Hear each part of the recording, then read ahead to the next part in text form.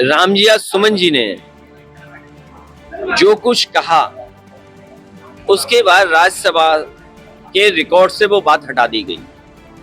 जिस समय कोई बात रिकॉर्ड से हटा दी जाती है उसी समय बात खत्म हो जाती है। लेकिन भारतीय जनता पार्टी का भरोसा तानाशाही पर है। हिटलर ने कभी ट्रूपर्स बनाए थे, अपने पॉलिटिकल वर्कर्स को पुलिस की वर्दी पहना करके वो जो चाहता था वो हिटलर करवाता था। ये जो सेनाएं दिखाई दे रही हैं ये मुख्यमंत्री जी के इशारे पर सेनाएं हैं, और ये जो कुछ हो रहा है ये सब कुछ सरकार के इशारे पर हो रहा है। और संविधान ही हमारी ढाल है।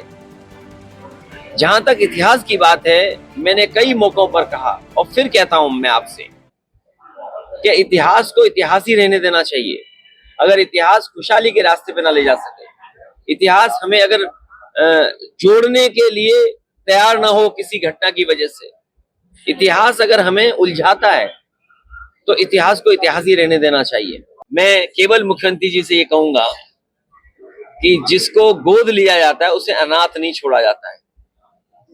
जिन सांसदों ने कभी गांव गोद लिए होंगे उन्हें अनाथ कर दिया। इसलिए मैं भारतीय जनता पार्टी को कहना चाहूंगा, उनके लीडर्स को कहना चाहूंगा कि जो गांव गोद लिए जाते हैं उनको अनाथ नहीं छोड़ा जाता है। कि हमारा जो समाज है, हमारा जो देश है, अलग अलग धर्म, अलग अलग जाति का है।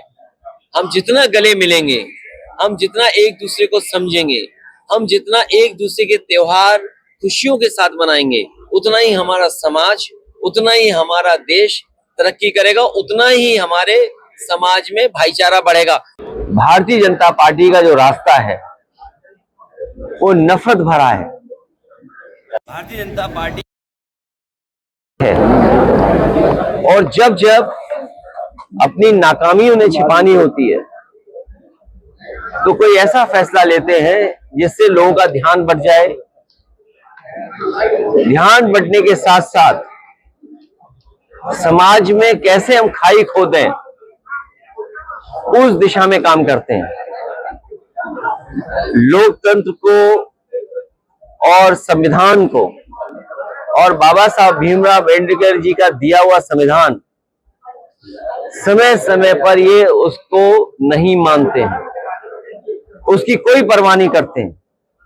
ये हमारा संविधान हमारी ढाल है, संविधान हमारा सम्मान है, संविधान हमें पहचान देता है, संविधान हमारा हक अधिकार हमें दिलाता है। उस संविधान पे समय समय पर भारतीय जनता पार्टी चोट पहुंचाती है। जो आंकड़े उत्तर प्रदेश सरकार के बताते हैं, सबसे ज्यादा महिलाएं असुरक्षित हैं, बेटियां असुरक्षित हैं, अन्याय हो रहा है, भेदभाव हो रहा है, और पार्टी देख करके भेदभाव हो रहा है, जाति देख करके भेदभाव हो रहा है, और अपनी बात को मनवाने के लिए अगर झूठे भी मुकदमे लगाने पड़े तो वो मुकदमे झूठे लगाए जा रहे हैं। और विपक्ष को कैसे कमजोर किया जाए, कैसे दबाया जाए, लगातार सरकार कर रही है। और ये जीएसटी का जो कानून लाए थे, ये बताते थे कि जीएसटी से हमारा व्यापार बढ़ेगा, लेकिन जीएसटी ने हमारे व्यापार को बर्बाद कर दिया, उलझा दिया। जो लाभ मिलना चाहिए था वो लाभ भी सरकार नहीं व्यापारियों को दे पा रही है। ये बात तो आपसे बेहतर कौन जानेगा।